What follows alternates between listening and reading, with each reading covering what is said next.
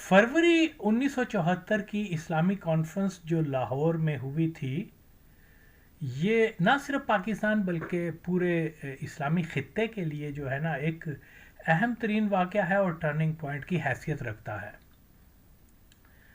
इस कॉन्फ्रेंस से पहले जो पाकिस्तान के हालात थे और वहाँ जिस किस्म का अनसर्टनिटी थी, इस कॉन्फ्रेंस के मुनक्किद होने के बाद जो है पाकिस्तान में जो 1971 की जो ट्रेजेडी थी क्या बांग्लादेश वगैरह की, ये एक जो है उसको लोगों में जो मायूसी थी वो ख़त्म हुई और उसकी जगह नया जोश और जज्बा लोगों में पैदा हुआ। और कौमों का अगर मोराल ज़िंदा हो तो वो कौमें जो हैं आगे जा सकती हैं, उनको कोई शिकस्त नहीं दे सकता। अगर आप डिमोरलाइज हो जाएं तो फिर उसके बाद जो है आपके ऊपर कोई भी वीक से वीक जो फोर्स है वो आपके ऊपर हावी हो जाती है। तो मैं ये समझता हूँ कि ये एक बहुत अहम वाक़या था, एक संग मील है तारीख़ का कि लाहौर के अंदर जो 74 की इस्लामी कॉन्फ्रेंस हुई, उसके दूरस्थ नताइज जो आज भी हमारी तारीख़ में, नॉट ओनली हमारी तारीख़ में बल्कि पूरे इस खित्ते की तारीख़ में जो है वो एक ख़ास अहमियत रखती है। अनफॉर्चुनेटली इस बारे में ज़्यादा बताया नहीं गया हुआ, सिर्फ एक ही नुक्ते नज़र से बात को बयान किया जाता है और वो ये है कि शाह फैसल शाह फैसल शाह फैसल शाह फैसल, बस। और ये ज़ाहरी बात है कि वो जो शाह फैसल के बारे में बात बताना चाहते रहे हैं वो यही है कि जनाब शाह फैसल एक बड़ा शिद्दत पसंद किस्म का मुसलमान था, एंटी यहूद था, एंटी कादियानी था, एंटी ये वो, जबकि हकीकत जो है वो इसके बिल्कुल बरअक्स है। देखिए 1967 की जो जंग है जिस इसराइल के साथ, जिसको गलत तौर पर अरब इसराइल जंग कहा जाता है, हालांकि वो इसराइल अगेंस्ट द मुस्लिम्स जंग थी, क्योंकि भारी अक्सरियत जो थी वो तो मुसलमान थे। और अगरचे जब हम अरब इसराइल की बात करते हैं तो इसमें ये मज़हब का पहलू ख़त्म हो जाता है और कौमियत आ जाती है कि अरब एक कौम है। अगरचे अरबों में जो है गैर मुस्लिम भी हैं जो कौमियत के, ख़ास तौर पर क्रिश्चियन वगैरह, लेकिन वो इतनी बड़ी तादाद में नहीं है कि उनको हम ये कह सकें कि मतलब ये अरबों की और इसराइल की जंग थी। तो हालांकि बहुत बार ऐसा हुआ है, ख़ास तौर पे लिबनान के जो क्रिश्चियंस हैं वो इत्तेहादी रहे हैं, रहते चले आए हैं इसके इसराइल के, खैर। लेकिन अपार्ट फ्रॉम दैट कुछ पोर्शन क्रिश्चियन जो प्रोग्रेसिव थे, जैसे लैला खालिद और अदर्स, वो जॉर्ज अबाश वगैरह, ये क्रिश्चियन ज़रूर थे लेकिन बहरहाल वो ख़ुद को लेफ्टिस्ट किस्म के ज़्यादा माने जाते थे। लेकिन एनी हाउ यहाँ जो है इस रीजन में मिस्र में भी एक कौम परस्तों को नाम दिया गया था कि जमाल अब्दुल नासर एक कौम परस्त है, एक कम्युनिस्ट है और वो एंटी इस्लाम है, ये वो। लेकिन ये भी तासुर गलत है। जमाल अब्दुल नासर जो है वो अकीदे के हिसाब से सुन्नी मज़हब का पैरोकार था और नमाज वगैरह पढ़ता था और इस्लाम के लिए उसके अच्छे जज्बात थे। ये तो अनफॉर्चुनेटली जो ज़ायनिस्ट की प्रोडक्शन है अख़वानुल मुस्लिमीन, उन्होंने उसको जो है वो क्या कहते हैं कम्युनिस्ट वगैरह के तौर पर मशहूर कर दिया, जैसे जुल्फ़िकार अली भुट्टो को किया।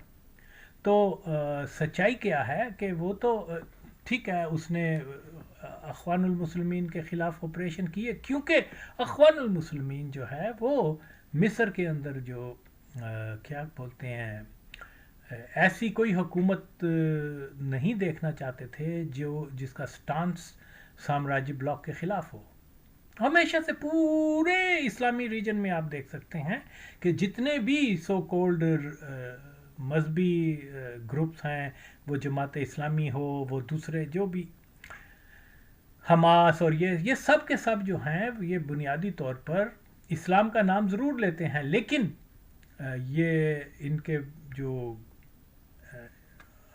تعلقات ہیں وہ سامراجی طاقتوں کے ساتھ ہوتے ہیں، اور سامراجی طاقتیں ہی ان کو کی پرورش کرتی ہیں. یہ ایک طے شدہ فیکٹ ہے جس کو اگر نہیں لوگ مانتے تو وہ بیوقوف ہیں اور وہ فیکٹس سے دور تر ہیں.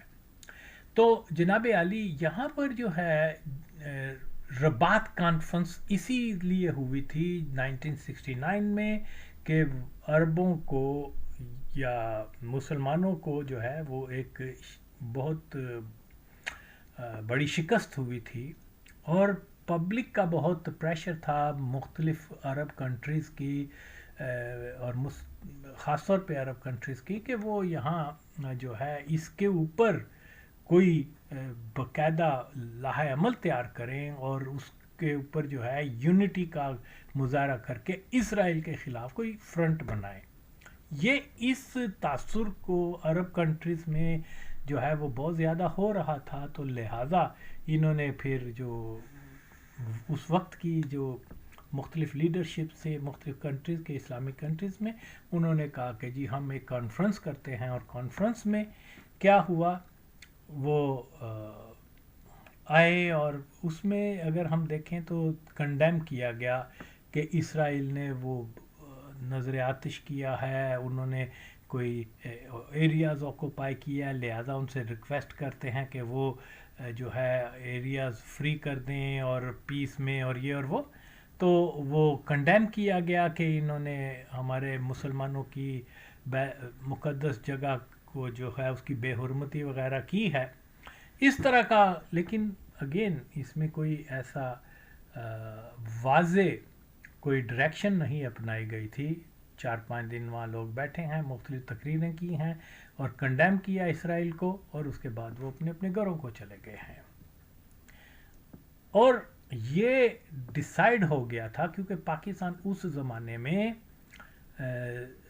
اسلامی دنیا کا سب سے بڑا پاپولیشن وائز ملک تھا، تو اس لیے انہوں نے فیصلہ یہ کیا کہ اگلی کانفرنس جو ہوگی وہ پاکستان کے اندر ہوگی. تو اسی دوران 1971 میں جو ہے وہ کیا بولتے ہیں پاکستان آدھا ہو گیا، اور اب مسئلہ یہ تھا کہ جس بیس کے اوپر پاکستان کو دے رہے ہیں کہ یہاں کروائیں، اب تو وہ انڈونیشیا بن گیا ہے سب سے بڑا اسلامی ملک، تو اس لیے انہوں نے اس کو ریکنسیڈر کرنا شروع کر دیا تھا.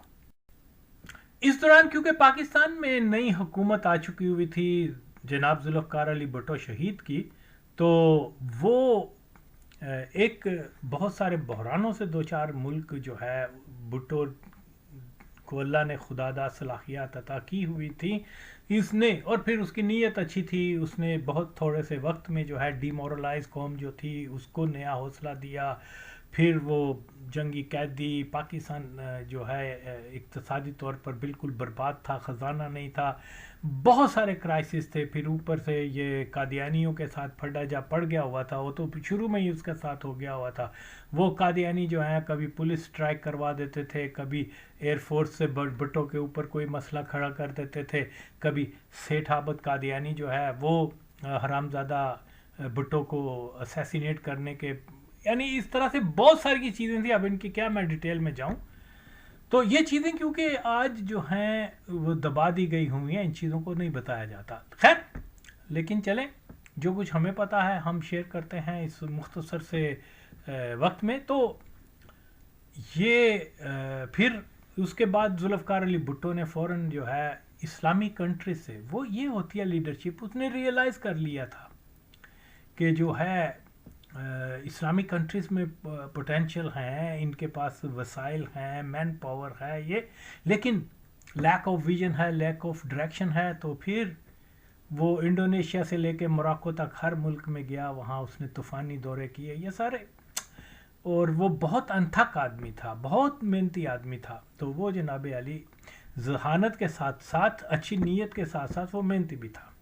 سی تو یہاں ہم دیکھتے ہیں کہ وہ جب وہاں الجزائر گیا ہے، مختلف لیبیا، شام وغیرہ، تو سب نے اس کو یہی کہا کہ بھئی 74 جو ہے وہ نیکسٹ جو ہے پاکستان نے کانفرنس کروانی ہے، لیکن آپ کا ملک جو ہے اتنے بحرانوں سے دوچار ہے، یہ وہ، تو ہم نہیں سمجھتے کہ آپ اس پوزیشن میں ہیں کہ آپ وہاں یہ منعقد کروا سکیں یہ اسلامی کانفرنس.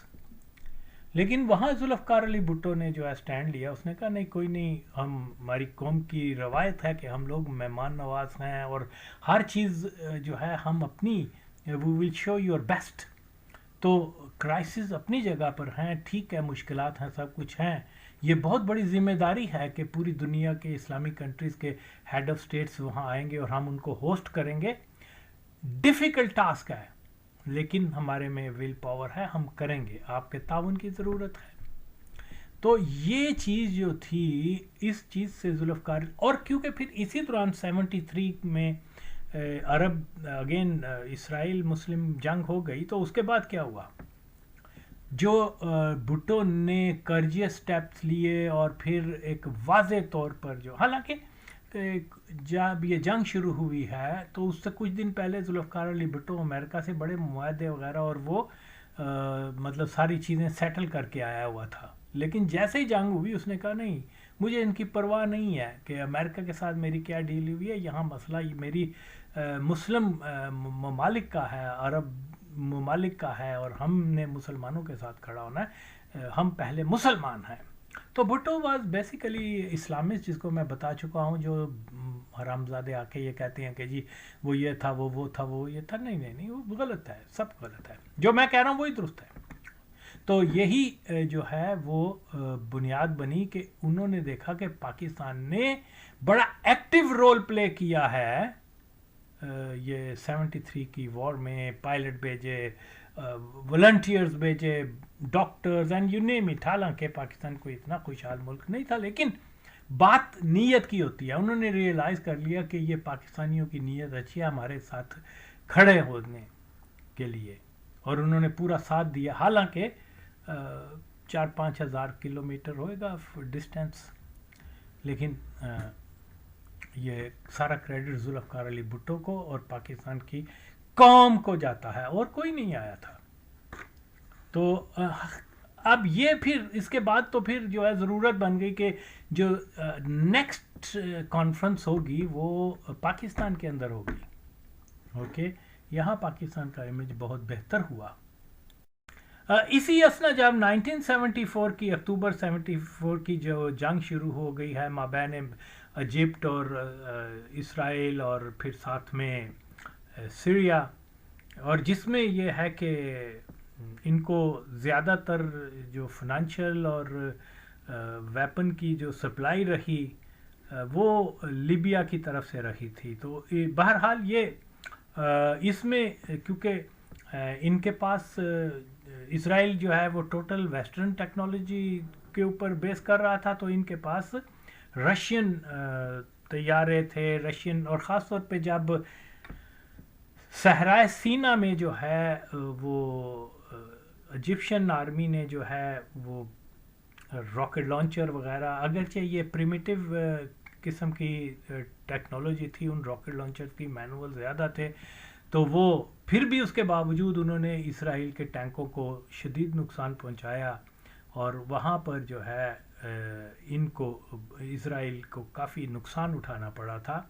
اور اسی طریقے سے جو ہے یہ جو تاثر تھا کہ اسرائیل ناقابل شکست ہے یا اس کا مقابلہ نہیں کیا جا سکتا، 74 کی وار کے اندر یہ برم ان کا ٹوٹ گیا. اگین وہ مکمل طور پہ جو جنگ کا مقصد تھا وہ اچیو نہیں کر سکے. سب سے پہلے کہ فلسطین کی ریاست، فلسطین آزاد وہ نہیں ہو سکا، اور جو آکوپائڈ ٹیریٹریز تھیں 67 کی وار میں وہ بھی تو اس طریقے سے مکمل طور پہ جو ہے وہ اچیو نہیں کر سکے. لیکن اب یہاں جو چیز دیکھنے والی ہے کہ عرب اس زمانے میں جو ہے دو عرب کنٹریز جو ہیں مختلف کنٹریز دو بلاک میں ڈیوائیڈ ہوئی تھی.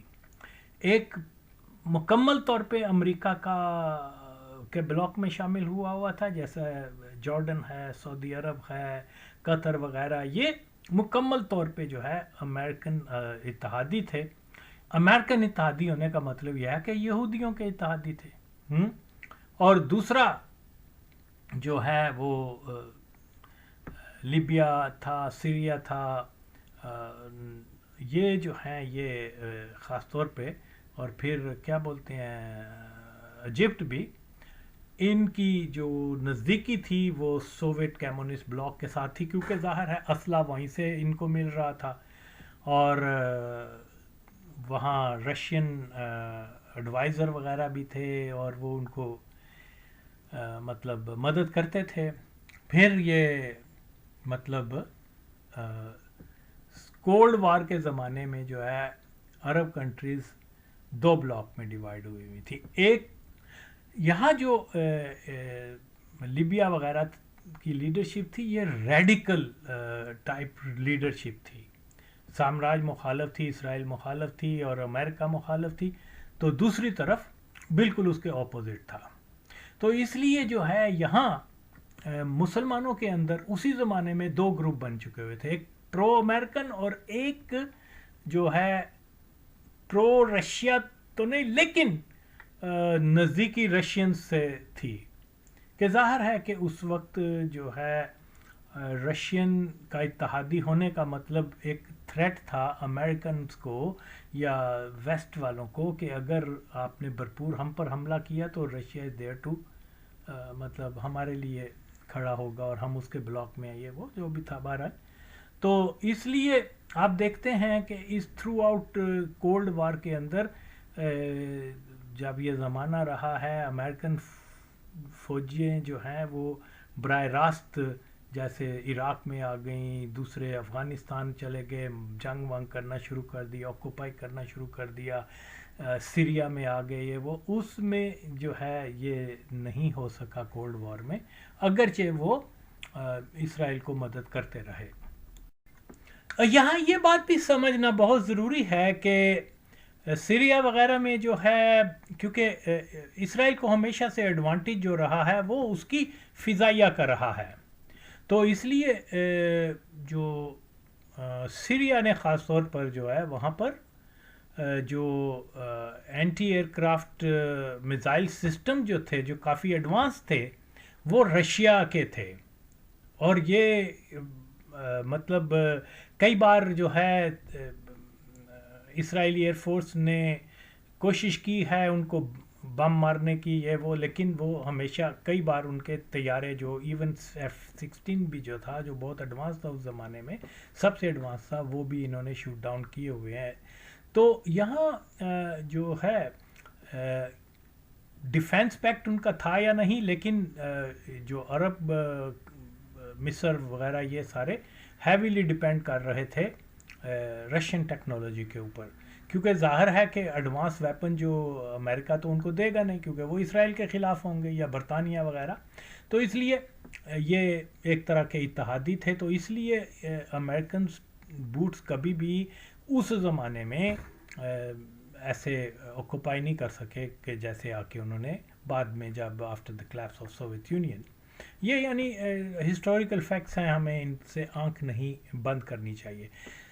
تو یہاں ایک جو چیز سمجھنے کی ہے وہ یہی ہے کہ جو ریڈیکل لیڈرشپ تھی اس کے اندر عرب کنٹریز کے اندر، خاص طور پہ کرنل قذافی اور بومدین، حافظ الاسد اور یہ کیا نام ہے یمن اینڈ کیا بولتے ہیں یاسر عرفات وغیرہ، وہ اس میں جو ہے خاص طور پہ قذافی وہ یہ اپروچ رکھتا تھا کہ بائی فورس ہمیں جو ہے نا عرب کنٹریز جو امریکن اتحادی ہیں وہاں پر ایسے گروپس کو تشکیل دیا جائے جو وہاں ان کی حکومتوں کو ٹوپل کر کے تو وہاں مطلب جو اینٹی امریکن جو ہے وہ کیا بولتے ہیں حکومتیں لائی جائیں.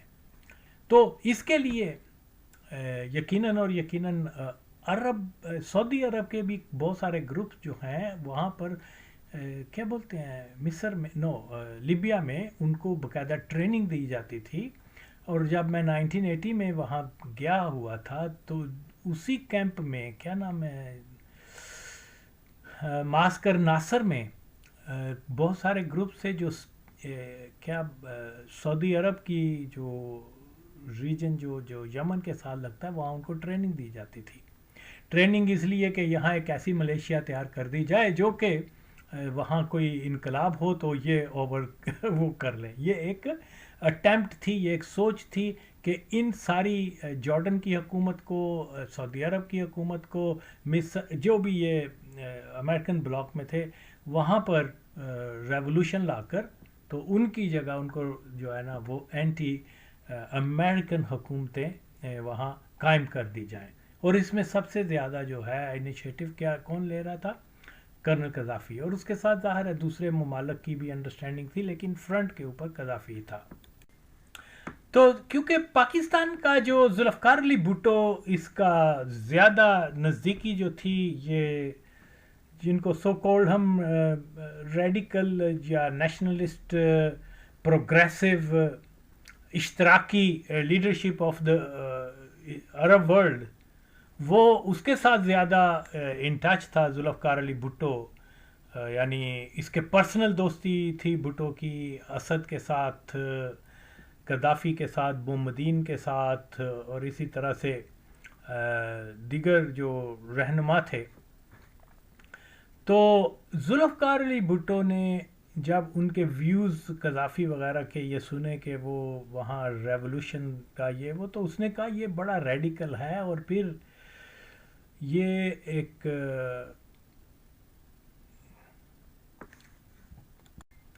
پاکستان کا وزیر اعظم ذوالفقار علی بھٹو جو ہے, کیونکہ وہ نظریاتی طور پر سو کولڈ جو جن کا میں نے نام لیا قذافی وغیرہ, جو ریڈیکل اور کچھ اشتراکی اور کچھ نیشنلسٹ اور کوئی اینٹی سامراج, تو مطلب ایک طرح سے اتحادی اشتراکی قوتوں کے, تو یہ نظریاتی طور پر کیونکہ وہ ان کے زیادہ نزدیک تھا بھٹو, تو اس لیے اگرچہ اس نے سعودی عرب کے اور خلیجی ممالک کی لیڈرشپ کے ساتھ بھی تعلقات سمود رکھے, لیکن وہ زیادہ جو ہے نظریاتی ہم بستگی اس کی اس گروپ کے ساتھ تھی. تو یہ بھٹو کا یہ آئیڈیا تھا کہ دیکھیے ریولوشن اگر وہاں فیل ہو جائیں گے تو پھر وہاں مزید جو ایسی پرو اسرائیل یا امریکن حکومتیں وہ پالیسی اپنا لیں گی سعودی عرب کی کہ جو براہ راست جو ہے کلیش شروع ہو جائے گا بٹوین آپ عرب کنٹریز کے درمیان میں لیڈرشپ کے لیے اور نظریاتی طور پر وہ, تو بہتر اس کا حل یہ ہے کہ ہم کوشش کر کے ایک اسلامی جو آئیڈیالوجی ہے, ایک اسلامی بلاک کے اوپر ان کو جو ہے فورس کریں کہ یہ سامراجی بلاک کی بجائے, امریکی بلاک کی بجائے, یہ اس بلاک میں آ کے ایک اہم رول ادا کریں اور ان کو ہم آئسولیٹ کر سکتے ہیں. اسی طرح سے بھٹو صاحب نے کہا کہ میں اس سے آغاز کرتا ہوں کہ یونٹی کے لیے ضروری ہے کہ ہم سب اکٹھے ہوں. تو میں مجیب الرحمان کے ساتھ اپنے تعلقات سمود کرتا ہوں اور افغانستان کے ساتھ اپنے تعلقات بہتر کرتا ہوں, اور آپ بھی ایک دم جو ہے اس سعودی عرب خلیجی وغیرہ کے خلاف اس طرح نہ جائیں, ان کو ہم اپنے بلاک میں کھینچ کر لاتے ہیں. تو اس پالیسی کے تحت جو ہے انہوں نے 1974 کی جو کانفرنس تھی اس میں مین پلیئر کون تھے؟ اس میں بھٹو تھا, اس میں کیا بولتے ہیں قذافی تھا, بومدین تھا, یاسر عرفات تھا اور حافظ الاسد وغیرہ. یہ لیڈرشپ تھی جنہوں نے ان کو جو ہے یہاں لاہور میں جو کانفرنس کروانے کے لیے، اور اس کے ایم جو ہیں وہ ان میں سے سب سے اہم یہ تھا کہ ہم اسلامی بلاک بناتے ہیں، اور جب ہم اسلامی بلاک کا نام لیں گے تو یہ سعودی عرب وغیرہ یہ اس پوزیشن میں نہیں ہوں گے کہ اٹھ کے اس کی حمایت مخالفت شروع کر دیں گے. ان کو بادلنا خواستہ ہمارے ساتھ چلنا پڑے گا کیونکہ نام امت کا اور اسلام کا آ گیا ہے. تو ہم یہ طریقہ استعمال کرتے ہیں، اور آپ نے دیکھا کہ یہاں پھر وہی بات ہے. پرابلم کیا ہے کہ یہاں ہمیں یہی تاثر دیا جاتا ہے کہ یہ حافظ کیا نام ہے، شاہ فیصل جو ہے وہ اسلامی کانفرنس کروانے میں اس نے سارا پیسہ لگایا، وہی بندہ تھا، وہی اسرائیل کے خلاف تھا، وہی قادیانیوں کے خلاف تھا، وہی جو ہے ریڈیکل اسلام کا فالوور تھا، اور وہ جناب مسلم امہ کے لیے یہ وہ. اس کی دو وجوہات ہیں. ایک تو بنیادی طور پہ وہ قادیانی تھا. قادیانی اس لیے تھا کہ اس نے قادیانیوں کے پیچھے نمازیں پڑھی ہوئی ہیں. قادیانی اس لیے تھا کہ اس نے اپنی تقریر میں لندن میں 1935 میں 1939 میں یہ کہا ہے کہ یہ قادیانی جو ہیں سب سے زیادہ اسلام پھیلانے میں اپنا کردار ادا کر رہے ہیں. قادیانی اس لیے تھا کہ وہ جناب قادیانیوں کی جتنے فنانشل سپورٹ کر رہا تھا. اوکے، نہ صرف یہ بلکہ اس کے پہلے بھی جو بادشاہ تھے وہ بھی اسی طرح کر رہے تھے، جو بعد میں ہیں وہ بھی اسی طرح کر رہے ہیں. تو بیعت کی نہ کی مرضی، بیعت کی نہ کی مرضی ہے. اوکے، تو یعنی قادیانیوں کو یہ کہنا کہ انہوں نے اسلام کی خدمت کی ہے اور ان کے عبادت گاہ میں جا کے ان کے پیچھے نمازیں پڑھنا کیا ہے؟ کفر ہے کہ نہیں؟ قادیانیت ہے کہ نہیں؟ اس لیے تو یہ جناب علی کیونکہ اپنے بندوں کو ہر جگہ ہیرو بنا کر کوشش کرتے ہیں، چاہے یہ بتا دیں کہ جی اس کا سٹانس جو ہے وہ اینٹی قادیانی تھا، چاہے وہ بتا دیں کہ جی قادیانیوں کا سخت مخالف تھا. فار ایگزامپل ضیاء اللہ کی مثال آپ کے سامنے ہے، کہتے ہیں جی وہ قادیانیت کا سب سے بڑا دشمن تھا، حالانکہ سب سے زیادہ قادیانیت کی خدمت کرنے والا پوری ہسٹری آف قادیان میں وہ ضیاء اللہ کا ہے. اوکے، ریوائول آف قادیانیت ان پاکستان، اس کا سب کریڈٹ ضیاء کو جاتا ہے. اتنی زیادہ خدمت نہ مرزا محمود نے قادیانی کی ہے، نہ آئندہ کوئی کر سکے گا. لیکن یہ ان کے ٹیکٹس ہوتے ہیں، ہمارے لوگ ان چیزوں کو نہیں سمجھتے.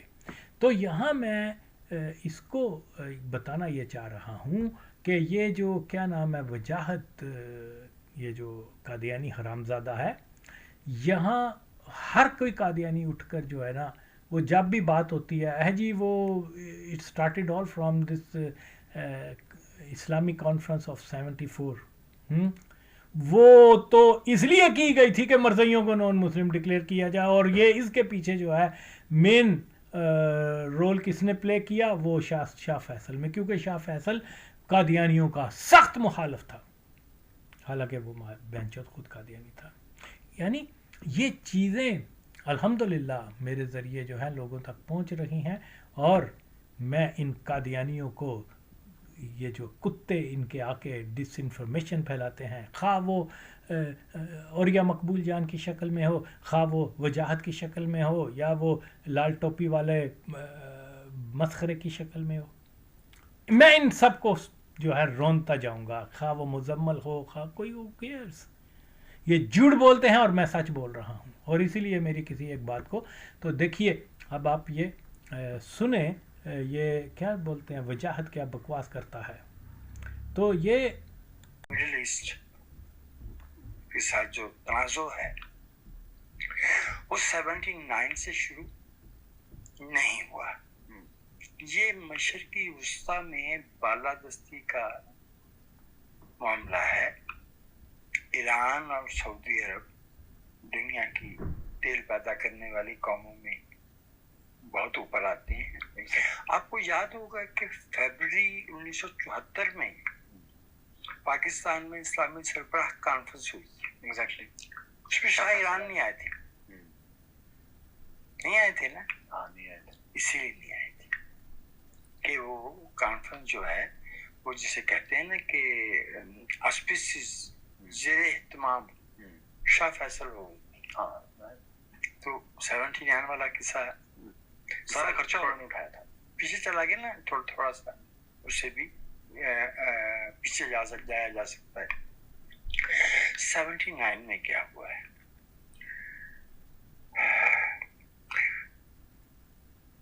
ایران میں عوام نے ایک طویل لڑائی لڑی شاہ ایران کے خلاف. بادشاہت تھی مطلق العنان. جی یہ آپ نے یہ کلپ سنا، اس میں وجاہت مسعود کیا کہہ رہا ہے، اگرچہ میں یہ کلپ پہلے بھی لگا چکا ہوں. وہ یہی بنیادی چیز کیا کہہ رہا ہے وہی ہے جو قادیانی پروپیگنڈا کرتے ہیں.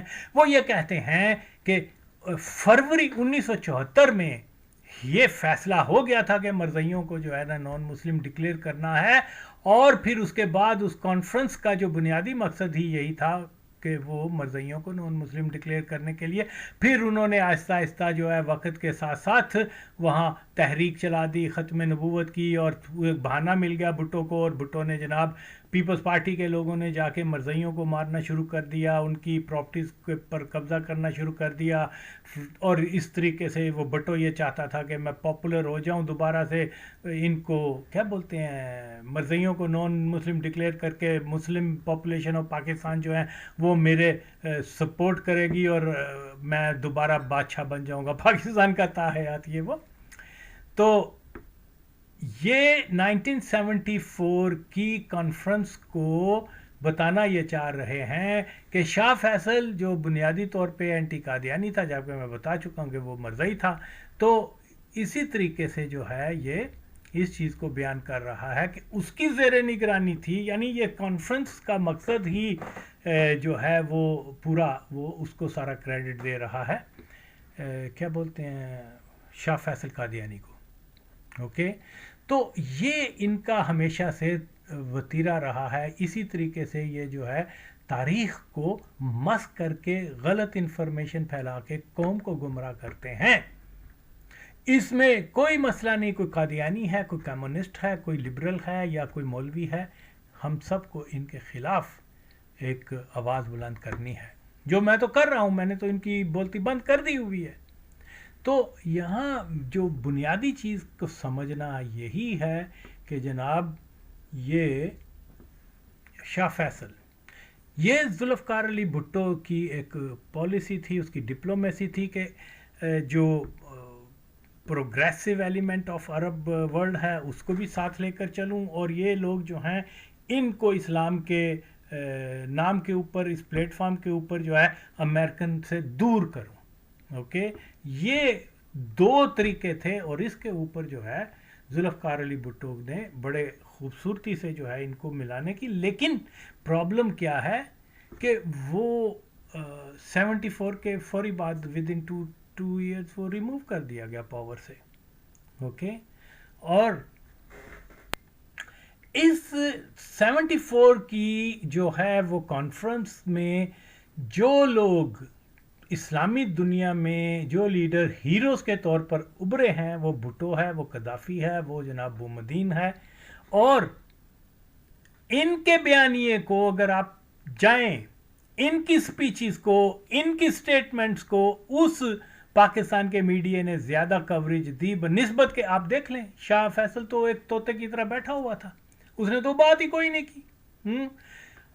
جہاں امیجن کریں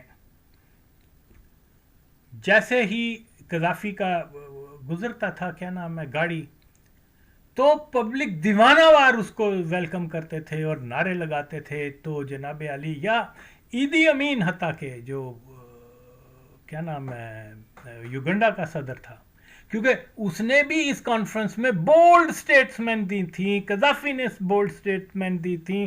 ان کا سٹانس جو ہے وہ بہت زیادہ لوگوں کے اندر پاپولر ہوا، ان کے بیانیہ، تو وہ کنسیڈر کیے گئے ہیرو. شاہ فیصل کو تو کوئی اہمیت ہی نہیں ہوئی.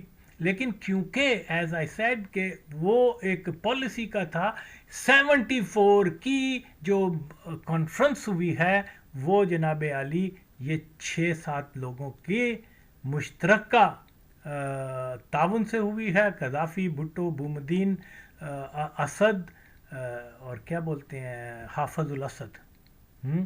ये सिंबल के तौर पर था वहाँ, क्योंकि ये पासदारान हरम हैं और ये जनाब अली के इसका सारा खर्चा और ये और वो, ये भी बिल्कुल और बिल्कुल झूठ है। इसका सबसे ज़्यादा खर्चा जो है वो कर्नल कदाफ़ी ने दिया था। और फिर इतना ज़्यादा खर्चा भी नहीं हुआ। मुझे अच्छी तरह से याद है, हमारा दोस्त, हमसे सीनियर लीडर, बड़ा अच्छा आदमी, कमिटेड भुट्टोइस्ट, वो इस इंतज़ामिया का सरबराह था जिसने ये सारा इंतज़ाम किया था। क्या नाम है, लेट कयूम भट्ट साहब, जो हमारे साथ काबुल और लीबिया वगैरह और अल-जुल्फ़कार का एक सीनियर मेंबर कयूम भट्ट साहब के पास था। और ये बिल्कुल जो है एज़ फॉर एज़ मुझे याद है कि वो जो बताया करता था कि ये सारा बजट जो है 5 करोड़ रुपए का था। और हमने बड़ी कफ़ायत शारी के साथ ये किया कि ख़र्चा तो ज़्यादा हुआ नहीं, क्योंकि भुट्टो ने पॉलिसी ये बनाई कि जनाब अली यहाँ पर जो है बड़े बड़े जो लाहौर के घर हैं अमीर लोगों के, वो खाली करवाए जाएं। ओके, वहाँ इंटेलिजेंस के लोग हफ्ता 10 दिन पहले जाके उन्होंने सारा उसको क्लियर किया। और उनको जब करने के बाद, जैसे क्या एक फिल्म एक्टर था, उसकी कोठी में शायद आई थिंक ये शाह फैसल रहा, और बहुत सारे जो बड़े बड़े खूबसूरत बंगलाज थे, भुट्टो साहब ने खाली करवाए, उन लोगों ने भी तावन किया। और वो जनाब कदाफ़ी की किरदार रखा इधर, ये वो, हत्ता के जो व्हीकल, जो गाड़ियाँ वगैरह, ये बड़ी बड़ी, किसी की मर्सिडीज़, किसी की जो भी बड़ी उस ज़माने की थी, शवर लाइट वगैरह, जो वो भी पाकिस्तान गवर्नमेंट ने इन प्राइवेट लोगों से जो है ले ली थी। तो खाने वाने का ख़र्चा था ये वो। तो वो बताया करते थे कयूम भट्ट साहब, अल्लाह उनके दर्जात बुलंद करे, बहुत अच्छा आदमी था।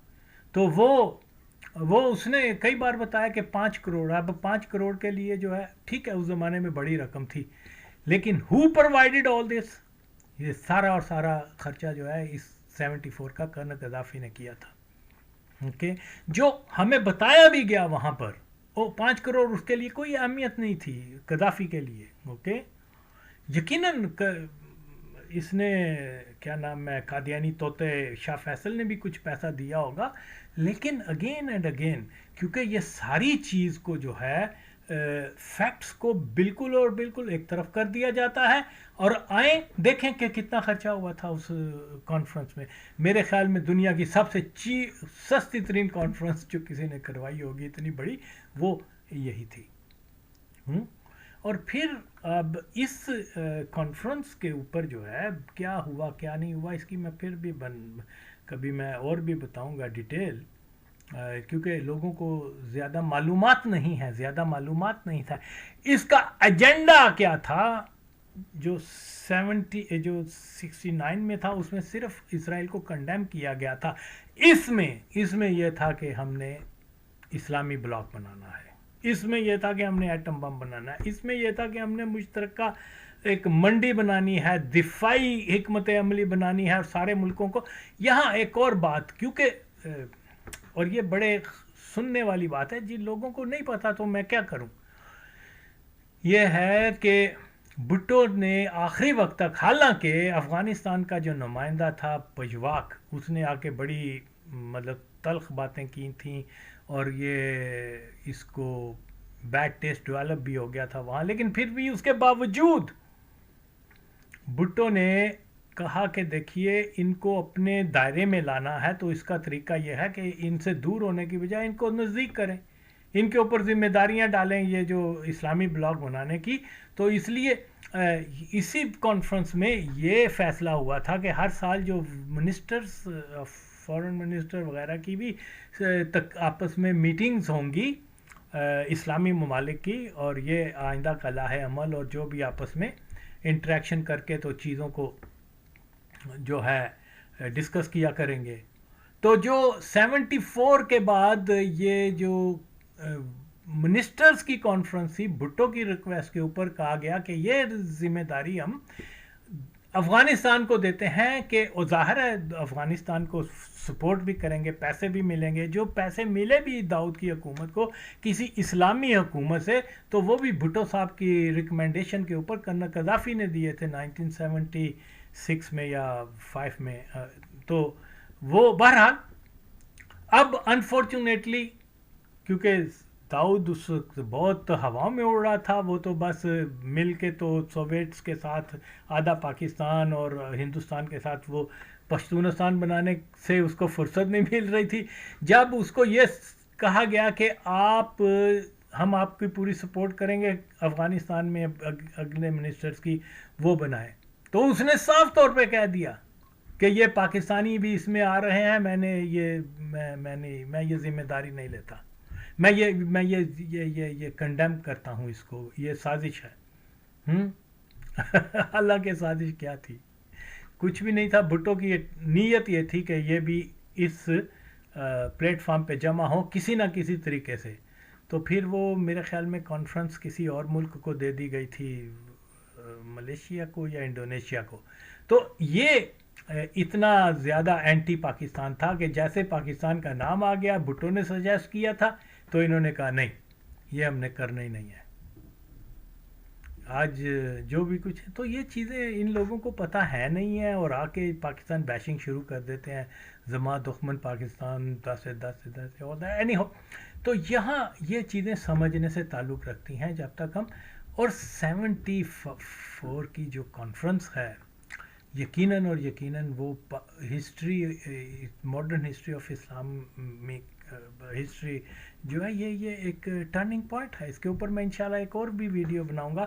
اب میں یہ بتانا یہ چاہ رہا ہوں اس وقت جو حالات ہوئے ہیں ان میں یہ ہے کہ آئی تھنک کہ اسرائیل نے یہ سمجھا ہے کہ اس سے اچھا موقع انہیں ایران کے بارے میں نہیں مل سکتا، چونکہ حماس نے جو 7 اکتوبر 2023 کو حملہ کیا، اس کے بعد اس پہ جا کے ایران شامل ہوا ہے. حماس کے سربراہ اسماعیل ہنیہ ہمارے تو ایران میں گئے نا. اچھا، حزب اللہ، حماس، اور یہ شروع کر لیں آپ یمن سے عراق، لیبیا، شام، یہاں سب ہر جگہ پہ ایران کی پراکسیز موجود تھیں، جس کا مطلب کیا تھا کہ لیبیا میں اس طرح سے نہیں تھی. لیبیا میں اس کی نسبت ترکی کا زیادہ انفلوئنس زیادہ تھا. اور ایسا نہیں کہ بالکل نہیں تھی، چونکہ لیبیا دنیا بھر میں انتہا پسندی کی کو مالی مدد، تو خود پاکستان کے اندر بہت سے گروہوں کو لیبیا مدد دے رہا تھا. آپ بیسیکلی میرے خیال میں، جو آپ ظاہر مجھ سے بہت زیادہ جانتے ہیں، لیبیا کا جو رول تھا زیادہ وہ اینٹی اسرائیل تھا. باقی مسلم ملکوں میں اس کا جس رول کو آپ کہہ رہے ہیں، میرے علم میں یہ رول نہیں. اینٹی اسرائیل ہونے میں یہ زاویہ تو نکلتا ہے کہ ہر وہ قوت جو اسرائیل کو چیلنج کر رہی ہو، تو جتنی میں نے بھی اتنی بات کی تھی، میرا خیال کہ اس بات پہ ہمارا کوئی ایسا اختلاف ہے. اب یہ جو جھگڑا ہوا ہے، یہ جو جنگ، جی یہ جناب علی، یہ کیا نام ہے، فیصل وڑائچ جس آدمی کو ایکسپرٹ کے طور پر لے کے آیا ہوا ہے، وہ اس موضوع کے اوپر جس میں لیبیا کا بھی ذکر کر رہا ہے کہ اس کی پراکسیز ادھر ہیں یہ حماس اور آل دیٹ، تو اس بینچود وجاہت مسعود کو اتنا بھی نہیں پتا کہ بنیادی طور پر جو کیا بولتے ہیں، کرنل قذافی جو ہے، لیبیا جو ہے، وہ حماس اور ان تحریکوں کو، اخوان المسلمین، ان کا سخت دشمن تھا. اوکے، اس نے کبھی بھی حماس کو سپورٹ نہیں کی.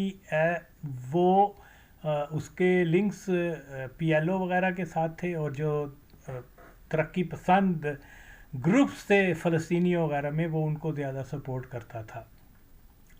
تو یہاں جو ہے، کیونکہ حماس جو ہے وہ اخوان المسلمین لنکڈ ہے، تو اس لیے کرنل قذافی کے خلاف جو ہے سب سے زیادہ جو ٹیررزم، اس کی حکومت کو نقصان پہنچانے، حتیٰ کہ اس کا مرڈر کرنے کی کوشش وہ اخوانوں نے کرنے کی کوشش کی ہوئی ہے.